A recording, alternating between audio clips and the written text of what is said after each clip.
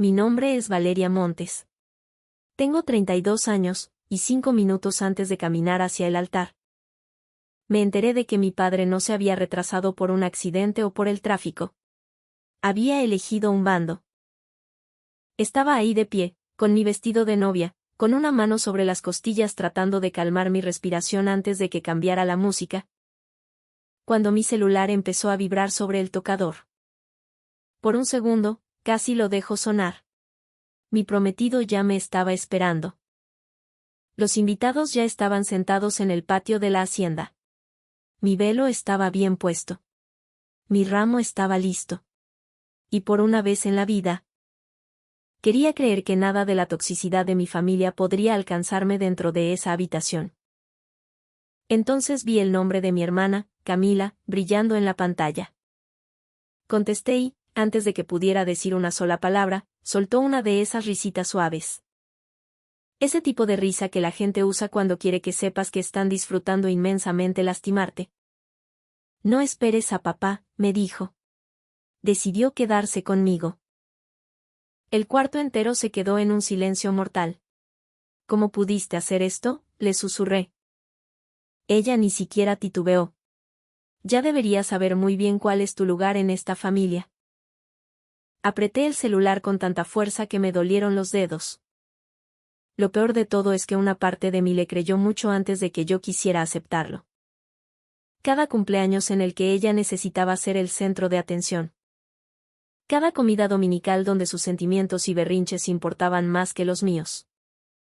Cada pequeño logro mío donde papá volteaba a otro lado porque elegirme a mí y felicitarme haría enojar a su niña de los ojos. Me miré en el espejo, vestida de novia, sintiéndome otra vez como la hija olvidada, la que no estorba. Pensé que tendría que caminar sola hacia el altar. Pensé en él, ¿qué va a decir la gente? Que todos se voltearían a verme buscar a un padre que decidió simplemente no venir. Entonces, la pesada puerta de madera a mis espaldas se abrió de golpe. Antes de contarles qué pasó después, pónganme en los comentarios desde dónde me están escuchando y cómo está el clima por allá. Quiero saber hasta qué rincón puede llegar esta historia. Porque lo que pasó a continuación no solo arruinó el día de mi boda. Cambió por completo la forma en que toda mi familia me veía. La mujer que estaba parada en el umbral de la puerta era Miriam Aguilar, la directora jubilada de mi antigua escuela, quien con el paso de los años se había convertido más en mi familia que la mayoría de los que compartían mi propio apellido. Me dio una sola mirada a la cara. Luego vio el celular temblando en mi mano y cerró la puerta a sus espaldas. ¿Qué te hizo esta vez?, me preguntó. Esa simple pregunta casi me quiebra, porque significaba que ella entendía perfectamente. Esto no le sorprendía en lo absoluto a alguien que me había visto crecer y tragarme mis lágrimas. Le entregué el teléfono sin decir una palabra. Mi hermana ya había colgado, pero su veneno seguía flotando en el cuarto como humo de cigarro. La maestra Miriam leyó el mensaje que Camila me había mandado antes de la llamada, y su rostro se endureció por completo. ¿Te dijo esto ahorita? Asentí con la cabeza. 5 minutos antes de empezar la misa. Miriam apretó los labios con fuerza. A la gente cruel le encanta medir bien sus tiempos. Les permite fingir que todo el daño que causaron fue un simple accidente. Quise defender a mi familia por pura costumbre. Decir que a lo mejor papá había entendido mal. Que tal vez mi hermana había entrado en pánico por algo. Que tal vez la situación era complicada. Pero esas excusas baratas me habían mantenido a flote durante toda mi infancia, y ahora ya me sabían a podrido. Miriam dio un paso hacia mí. Valeria, mi hija. Que tu padre te haya fallado el día de hoy no es prueba de que tú seas una persona difícil de amar. Bajé la mirada hacia mi vestido blanco y solté una risa seca, sin una gota de gracia. Entonces, ¿por qué siempre sigue demostrando que soy la más fácil de abandonar? Ella ni parpadeó. Me conocía desde que yo era la niña calladita que se quedaba después del timbre ayudando a las maestras borrando pizarrones. Solo porque no quería llegar a los gritos de su casa antes de la cena. Ella se dio cuenta cuando dejé de llevar los recados de la escuela firmados porque a papá siempre sé.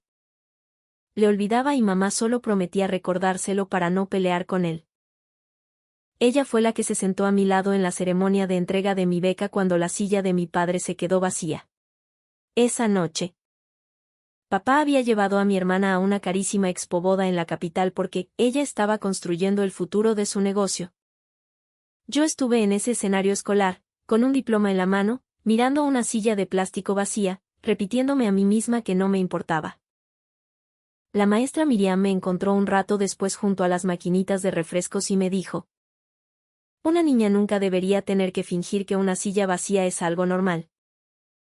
Años después, cuando me convertí en psicóloga escolar, ella me mandó una nota hasta mi consultorio que decía: los niños que se sienten invisibles sabrán de inmediato que tú sí los ves.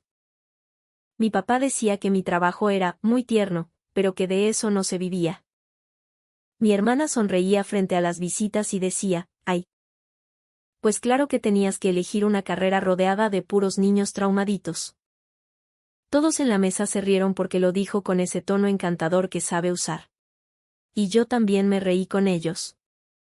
Porque me habían entrenado desde chiquita para hacer que los insultos dolieran menos, con tal de llevar la fiesta en paz. Pero Miriam me miraba ahora, ahí parada envuelta en satín blanco con mi ramo de flores temblando sobre la mesa a mi lado. Has pasado toda tu vida siendo la niña comprensiva para que los demás pudieran ser unos soberbios. Egoístas sin enfrentar las consecuencias. Pero hoy no. Me ardió la garganta como si hubiera tragado chile.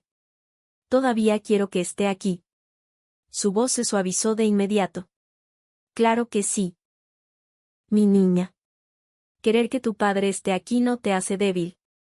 Pero el hecho de que lo quieras no significa que él se haya ganado el derecho de pararse a tu lado. Afuera de la puerta, la música de mariachi de fondo cambió. Los invitados ya estaban esperando. Mateo seguro ya se estaba preguntando por qué me tardaba tanto. Eso me dolió en un lugar muy distinto, porque Mateo jamás, ni un solo día de su vida, me había hecho rogarle para demostrarme que yo le importaba. Él era paramédico, vivía leyendo emergencias reales. Y siempre notaba enseguida cuando yo me apagaba y me quedaba callada. Siempre me preguntaba en privado si algún comentario de mi familia me había lastimado de más. Sabía lo suficiente de la dinámica de mi casa como para estar preocupado. Pero no lo suficiente como para adivinar que mi propia hermana había elegido el peor momento de mi vida para abrir con un cuchillo la herida más vieja. Tocaron suavemente la puerta, y la organizadora de la boda susurró que Mateo había mandado a preguntar si se me ofrecía algo o si estaba bien. Cerré los ojos. Él podía sentir cómo estaba yo desde el otro extremo de la hacienda. Mi propio padre podía ignorar mi existencia a través de toda una vida entera. Miriam me tocó el hombro. No tienes que tomar la decisión en este segundo. Pero recuerda muy bien quién eres tú antes de dejar que ellos vengan a decírtelo. Me giré hacia el espejo. Por un segundo, volví a ver a la niña de primaria que escaneaba a toda la multitud en los festivales buscando a un hombre que siempre elegía resolverle la vida a otras personas. Luego vi a la mujer adulta y chingona que había construido una vida entera fuera de la casa que le enseñó a encogerse para no estorbar. Tomé mi ramo con fuerza. Necesito saber qué mentira le dijo a él, solté. Miriam asintió. Entonces dejemos de permitir que ella sea la única dueña del micrófono en esta historia. Cuando abrí la puerta del cuarto de la novia, mis manos habían dejado de temblar. Pero sentía el corazón lleno de moretones por dentro. Miriam caminaba un paso detrás de mí, lo suficientemente cerca para agarrarme si me iba al suelo. Pero lo suficientemente lejos para dejarme pararme sobre mis propios pies. El pasillo afuera del salón principal era angosto, decorado con paredes de adobe antiguo y faroles de hierro de la histórica hacienda que Mateo y yo habíamos ahorrado para rentar. Debería haberse sentido cálido y romántico. En lugar de eso, se sentía como un túnel oscuro que me llevaba directo de regreso al mismo patrón familiar tóxico del que llevaba años huyendo. Llegué a la mitad del pasillo hacia la entrada lateral cuando al fin vi a mi hermana. Camila estaba parada debajo de un farol, con su carísimo vestido color champaña de dama de honor. recargada con una cadera en la pared, celular en mano, con una sonrisita que me estaba cazando. Se veía impecable, de revista. Como si cada cuarto que pisara fuera un escenario que ya le pertenecía. Había construido toda su carrera como wedding planner e influencer de bodas, subiendo historias, arreglando a otras novias y presumiendo fotos de Pinterest. Y ahora estaba ahí afuera de la mía, viéndose como si acabara de asegurarse de que yo recordara mi propia boda por el motivo más miserable posible. Ahí está la novia, me dijo. Ya me estaba preguntando si te ibas a quedar ahí escondida llorando hasta que todos los invitados se empezaran a incomodar. Me detuve a un par de metros. ¿Dónde está papá?, le solté directo. Inclinó la cabeza con burla. ¿Te refieres al hombre que te mandé decir que ya no esperaras? Sus ojos repasaron a Miriam con desdén. Oye, esto es un asunto de familia, ¿eh? Miriam se mantuvo serena como el agua. Entonces quizás debiste haber actuado como si fueran familia. Camila soltó una carcajada burlona. Fue a correr a los brazos de la directora de la primaria el día de su boda. ¡Qué patético! Eso te lo dice todo. Di un paso adelante, acortando el espacio. Dime qué fregados le dijiste. Le dije la verdad. No. Le dijiste lo que fuera necesario para hacerlo sentir lo suficientemente culpable como para elegirte a ti y no a mí. Su sonrisa se volvió afilada como navaja. Pues a lo mejor me eligió porque por fin admitió que yo lo necesitaba mucho más que tú. Ahí estaba. La mismísima frase que explicaba toda nuestra niñez. Camila nunca quiso el amor de mis padres a menos que eso demostrara que podía arrebatarme algo a mí. ¿Tú lo necesitabas más el día de hoy? Me barrió con la mirada de pies a cabeza. Ay, por favor. Valeria. Tienes tu trabajito estable de gobierno. Tu perfecto maridito rescatista que te idolatra. Todos tus amiguitos maestros actuando como si salvaras al país entero nomás porque te pagan por escuchar a chamacos llorar. Te encanta hacerle a la Madre Teresa. Tú vas a sobrevivir a esta pequeña decepción. Yo soy a la que la gente realmente le presta atención cuando me caigo a pedazos. Por un microsegundo, casi sentí lástima por ella. Casi. Pero había pasado ya demasiados años siendo rebanada por su profundo vacío emocional como para seguir disfrazándolo de dolor. O sea que me llamaste 5 minutos antes de entrar a mi boda para decirme que papá me había abandonado. Pura y exclusivamente porque querías llamar la atención. El rostro de Camila se puso rígido. No. Te llamé porque alguien tenía que ubicarte y recordarte que tú no eres el centro del universo. En esta familia nada más porque encontraste a un pendejo dispuesto a casarse contigo. La vieja Valeria habría agachado la cabeza y mirado al suelo. La vieja Valeria habría bajado el tono de voz para evitar el escándalo. Pero esa mujer sumisa ya no estaba parada en ese pasillo. Es mi boda, le dije firme. Te dije que estabas invitada a pararte a mi lado en el altar. Y de alguna maldita forma eso todavía no fue suficiente para ti. Camila se despegó de la pared, retadora. ¿Tienes idea de lo que toda la bola de invitados ha estado chismeando toda la mañana? Que qué buen gusto tiene este lugar. Que qué ternura que una orientadora escolar y un paramédico se hayan encontrado. Todo el mundo se está tragando completito tu asqueroso cuento de la novia humilde de pueblo. La miré fijamente a los ojos. ¿Con qué de eso se trata todo esto? Querías las fotos pal Instagram, los halagos de las tías. Querías llevarte todo el crédito. Y cuando la gente empezó a ponerme atención a mí en lugar de a ti, atacaste lo único que sabías que me destrozaría por dentro. Se le abrieron las fosas nasales de la rabia. Papá sabe perfectamente que tú eres un roble. Él se preocupa por mí porque yo sí le importo de una manera que tú en tu perra vida vas a entender. Antes de que pudiera contestarle la bofetada, mamá apareció trotando al final del pasillo. Elena corría hacia nosotras, levantándose la falda del vestido, con los ojos ya ahogados en lágrimas. Por Dios santísimo, muchachas, por favor, suplicó en un susurro desesperado. Aquí no. ¿Qué va a decir la gente? Hoy no. Me giré hacia ella de golpe. ¿Tú sabías de esto? Su cara se desmoronó por completo. Valeria, mi amor. ¿Tú sabías que mi propio padre no planeaba entregarme en el altar? Ella miró de reojo a Camila con terror, y luego me volvió a mirar a mí. Esa simple mirada cobarde me lo dijo todo. Él estaba muy alterado, lloriqueó mamá. Tu hermana estaba en crisis. Fue un berrinche. Todo pasó tan rápido. Me quedé helada hasta los huesos. O sea que sí lo sabías. Yo pensé que se le iba a bajar el coraje y sí iba a venir, te lo juro. Camila puso los ojos en blanco con fastidio. Ya ves. Esto es lo que siempre hace. Hace que todo parezca una tragedia griega o la escena de un crimen. La miré con asco. Tú le destrozas el corazón a la gente y a su dolor le llamas drama. El pasillo cayó en un silencio sepulcral. Hasta mi mamá dejó de llorar y contuvo la respiración. Camila fue la primera en recuperar su papel. Ay, di lo que se te pegue la gana. La misa empieza en 2 minutos.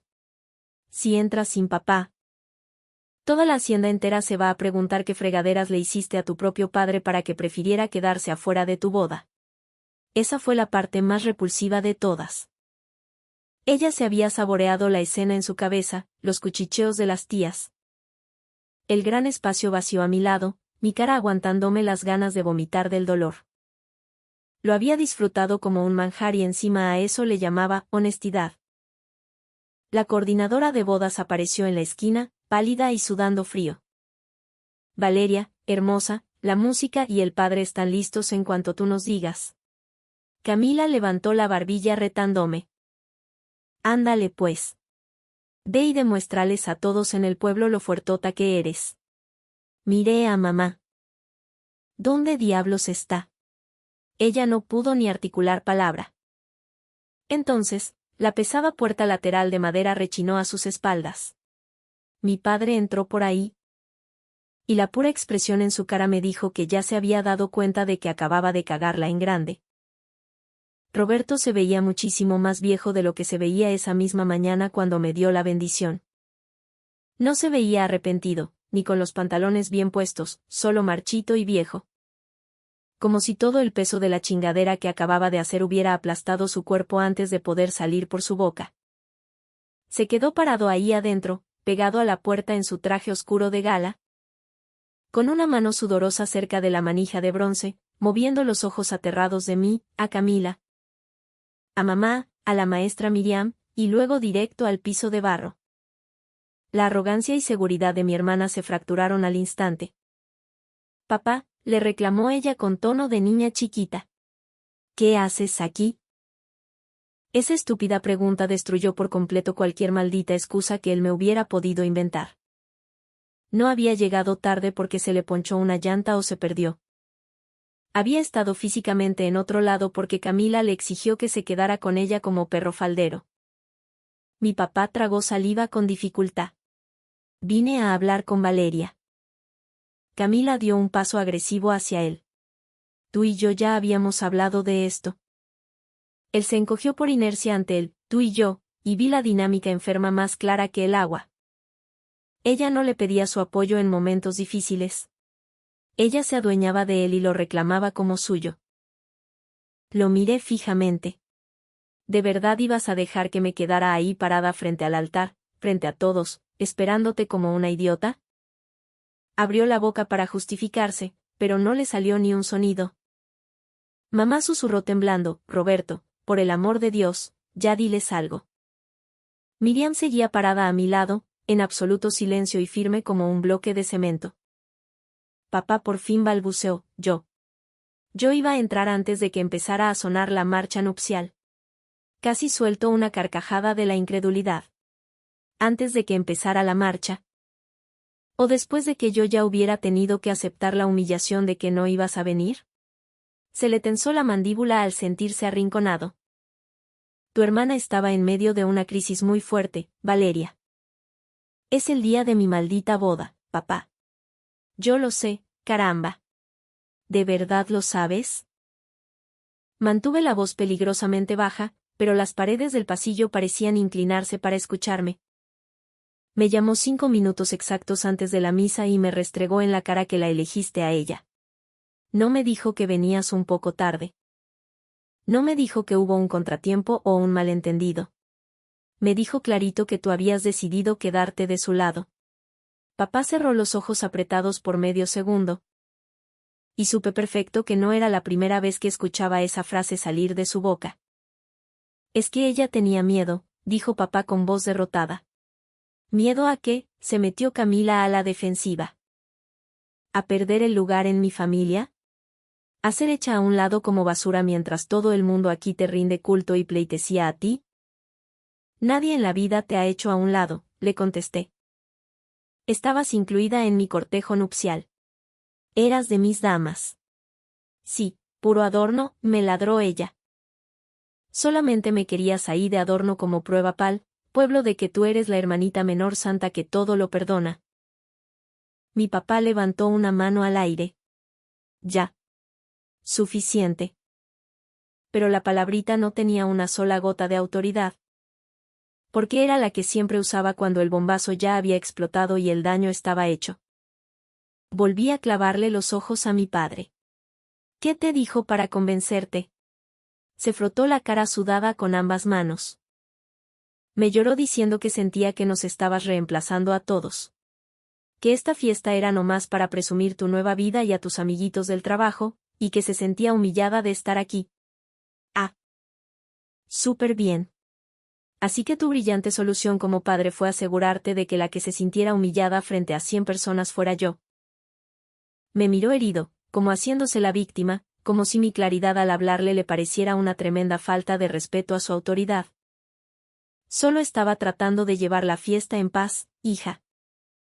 Esa maldita frase me cruzó la cara como una cachetada guajolotera. Era la oración oficial de mi familia. Llevar la fiesta en paz. Cállate la boca. No hagas olas. No vayas a alterar a Camila. ¿Qué van a decir los vecinos? No pongas a tu padre entre la espada y la pared. Sé más flexible. Aguanta vara. Hazte chiquita. Miriam, que no había dicho pío, por fin soltó la bomba. Una paz, que depende enteramente de obligar a una de tus hijas a tragarse todo el dolor y la humillación. No es paz, don Roberto. A eso se le llama adiestramiento. Mi papá se puso rojo del coraje y la vergüenza. Señora, con todo respeto, esto es un asunto estrictamente familiar. Dejó de serlo en el preciso instante en que su hija necesitó que un adulto diera la cara, y usted prefirió esconderse por pura comodidad. Camila soltó una risotada rasposa. Uy, mira nada más. Ahora resulta que la directora de la escuela pública nos va a venir a dar clases de moral. Miriam ni se dignó a voltear a verla. Mantuvo sus ojos fijos, clavados como estacas en mi padre.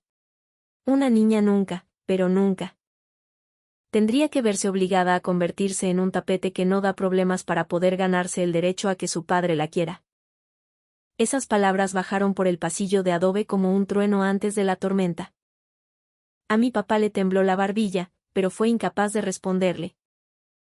Me vinieron a la mente de trancazo todas las veces que me dijeron, ay, es que eres tan madura para tu edad. Cuando en el fondo yo estaba muerta de miedo y completamente sola. Cada bendita vez que me aplaudían por ser tan comprensiva. Cuando en realidad yo ya simplemente había perdido la esperanza de que alguien me defendiera.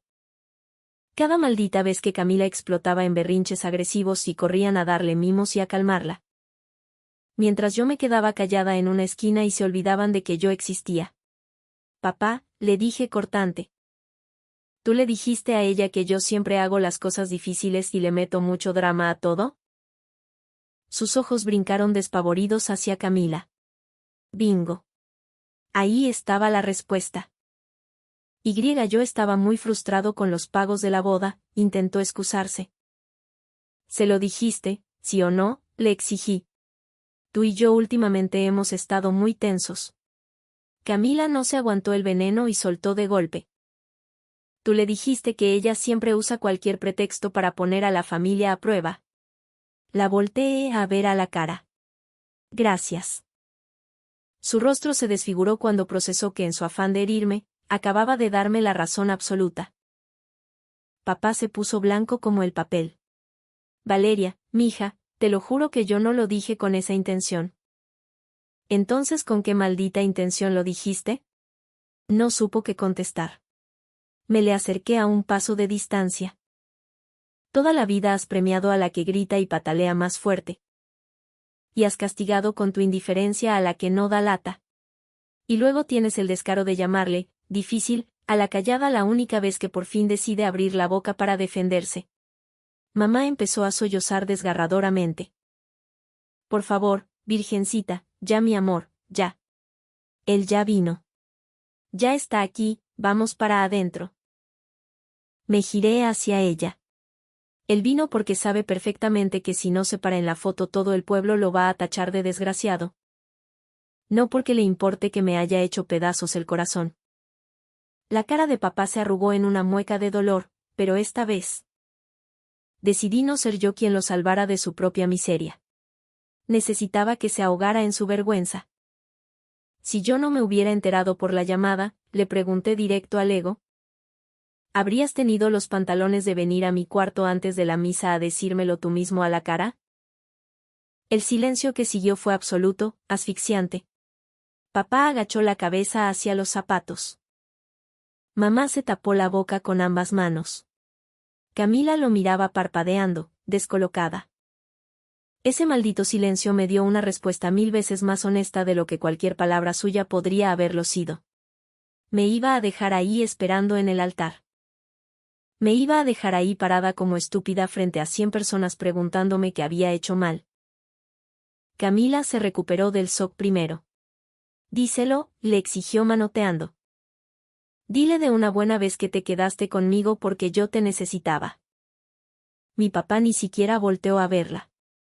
Tampoco me pudo sostener la mirada a mí. Mi hermana había agarrado la cobardía crónica de mi padre y la había usado como cuchillo. Y él se la había entregado por voluntad propia porque le resultaba más fácil agachar la cabeza que convertirse por 5 minutos en el papá con huevos que yo necesitaba. La coordinadora se nos acercó sudando.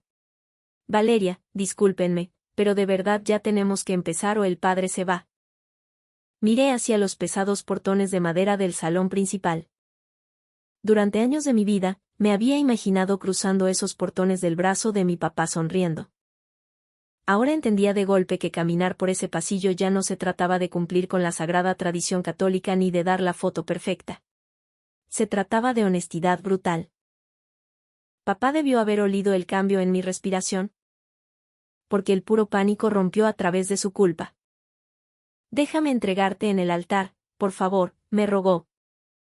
Esas 5 palabras deberían haber sido un bálsamo.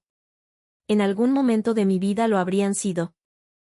Yo las habría arrebatado en el aire como si fueran pan caliente, mintiéndome a mí misma. Diciéndome que ya había recapacitado, que todas las familias pelean. Que lo importante es perdonar porque la sangre es la sangre.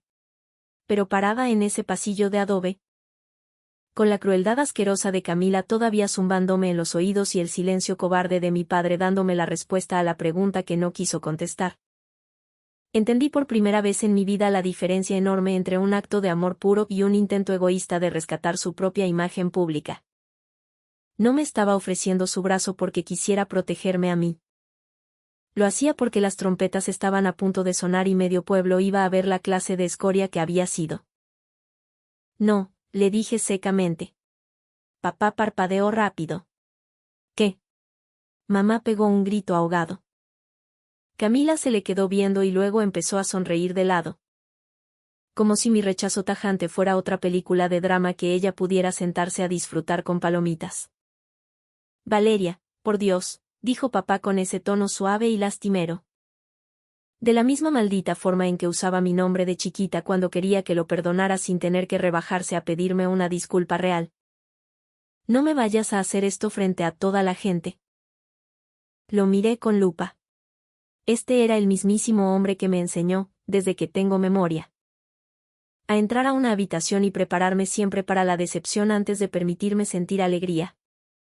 El hombre que se sabía de memoria las citas en el salón de belleza de Camila, sus sesiones de fotos, sus berrinches con sus novios, sus negocios, sus arranques de ira y sus supuestas emergencias. Pero al que convenientemente se le olvidaron mis cenas de premiación de la escuela, mi graduación de la universidad y mi primer día de trabajo en la primaria donde ayudaba a niños rotos a sentirse valiosos. No era un monstruo desalmado. Eso lo hacía 1000 veces más difícil de digerir. Era un papá promedio que me amaba muchísimo en la teoría, pero que me fallaba miserablemente en la práctica, y que luego tenía el cinismo de esperar que con su amor teórico a mí me fuera suficiente. No puedes venir a jugar al papel del padre del año al cuarto para la hora, le solté. Mamá estiró la mano para agarrarme el brazo. Mi niña, sigue siendo tu padre, por lo que más quieras. Me zafé de su agarre con firmeza pero sin lastimarla. Entonces debió haber actuado como un padre de verdad mucho antes de que se diera cuenta de que había público mirando. La sonrisita enferma de Camila desapareció de tajo. Ella esperaba un mar de lágrimas de telenovela, no que le pusiera límites de concreto. ¿Y entonces qué vas a hacer? ¿Ridícula? ¿Lo vas a castigar por el resto de su vida nada más porque tuve los ovarios de decirte la verdad? Tú no me dijiste ninguna verdad, la frené en seco. Tú orquestaste toda una humillación y para lavarte las manos le llamaste honestidad. Eres una pinche dramática exagerada. No. Estoy siendo muy clara con ustedes. Ella volteó histérica a ver a mi papá. Dile algo, papá. Ponla en su lugar. Pero mi papá solo se quedó ahí clavado en el piso, aprendiendo a la mala lo que se sentía querer desesperadamente ocupar un lugar al lado de alguien, y que ese alguien te prohibiera por completo reclamarlo. La coordinadora me susurró al oído que ya no podían detener la música más tiempo. Los invitados estaban murmurando. Mateo me estaba esperando allá adentro. Toda mi vida por delante me estaba esperando. Y esta familia tóxica ya no tenía absolutamente ningún derecho de retrasar mi felicidad ni un segundo más. Me giré hacia la maestra Miriam. Se había mantenido todo este tiempo en respetuoso silencio, con las manos entrelazadas al frente, con los ojos llenos de agua, pero firme como un roble. Se vio genuinamente sorprendida cuando le clavé la mirada. Como si en su vida se hubiera imaginado acabar en el centro de este huracán. Exactamente por esa razón la quería a ella. Ella jamás me había dado cariño buscando el aplauso o la foto. Maestra Miriam, le dije, con la voz quebrándoseme por primera vez. ¿Me entregaría a usted en el altar? Abrió los ojos de par en par, impactada. Valeria, mi vida. Usted estuvo ahí sentada conmigo cuando mi padre ni se apareció a mi ceremonia de becas. Usted de su puño y letra me firmó la carta de recomendación que logró que me aceptaran en la universidad. Usted me mandó un paquete de libros sorpresa hasta mi oficina cuando por fin me dieron el puesto de psicóloga. Usted me enseñó que los niños a los que no quieren en su casa no son niños que no valgan nada. Usted hoy mismo, hace 5 minutos, me acaba de decir que no tengo por qué desaparecer de mi propia vida para hacer felices a otros. Se le escurrieron las lágrimas por las mejillas. Si alguien en esta vida me va a agarrar del brazo para caminar por ese pasillo, le afirmé, tiene que ser alguien que estuvo ahí partiéndosela por mí mucho antes de que hubiera cámaras y 100 personas aplaudiendo. Mamá se tapó la cara ahogando un llanto de luto.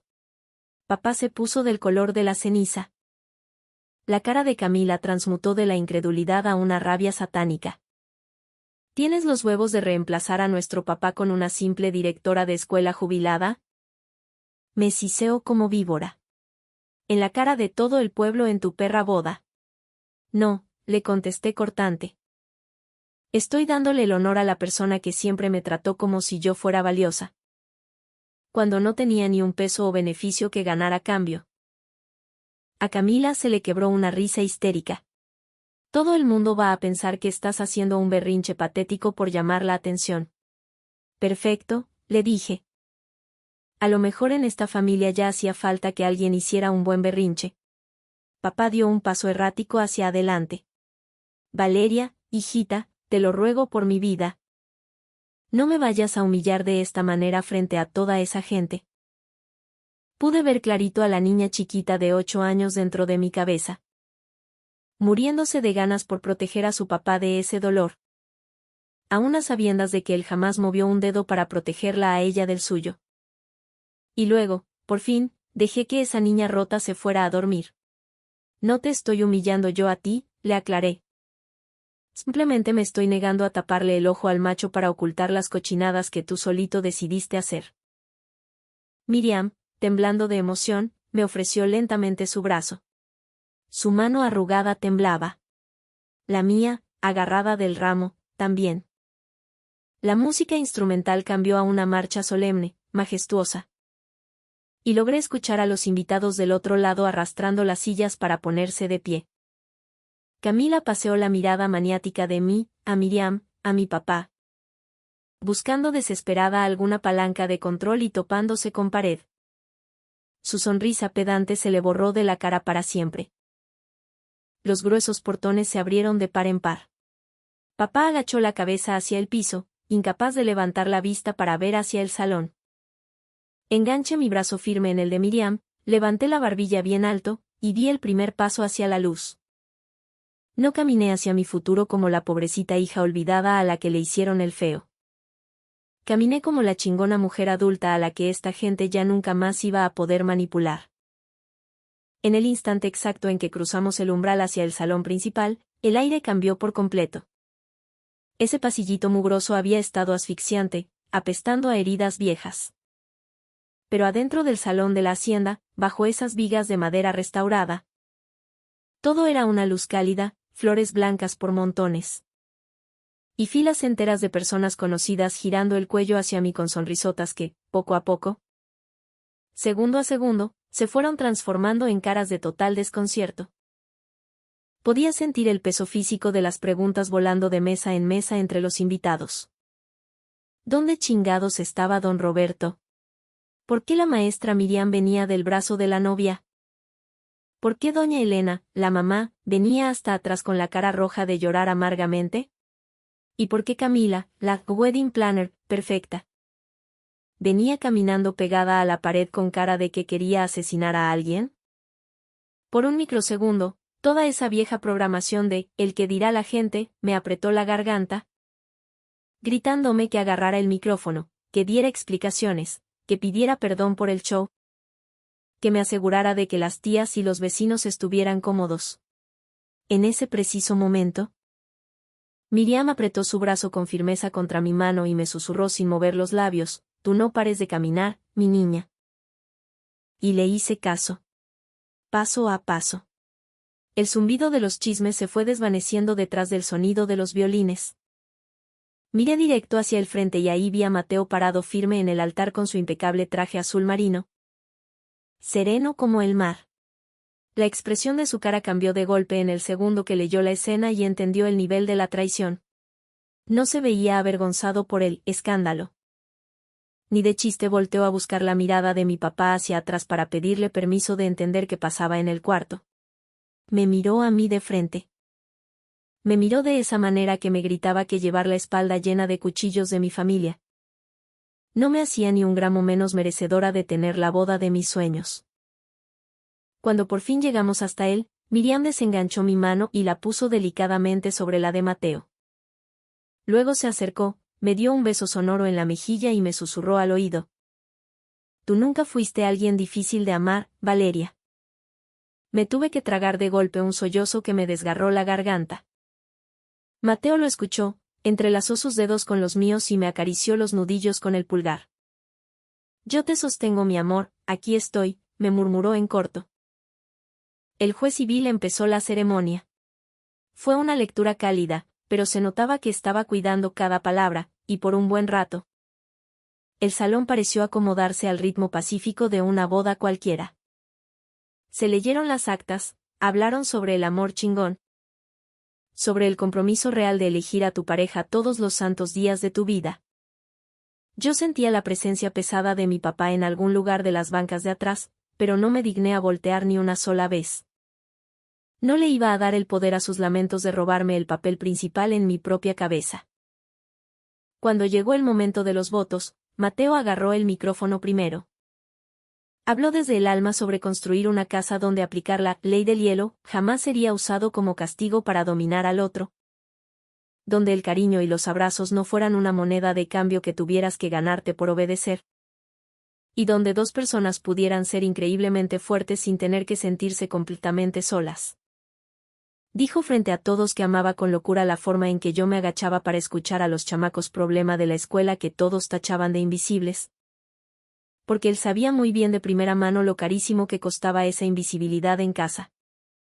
Remató diciendo que casarse conmigo hoy no era su forma de jugar al héroe y rescatarme de mi infancia rota, sino que era el enorme privilegio de sumarse a ese futuro que yo solita ya me había partido el lomo construyendo.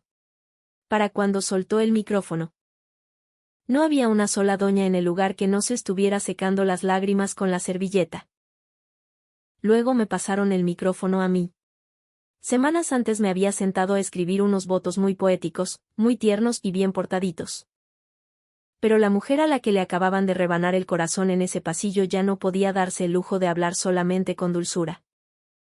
Miré a Mateo a los ojos, apreté el micro y dije de corrido.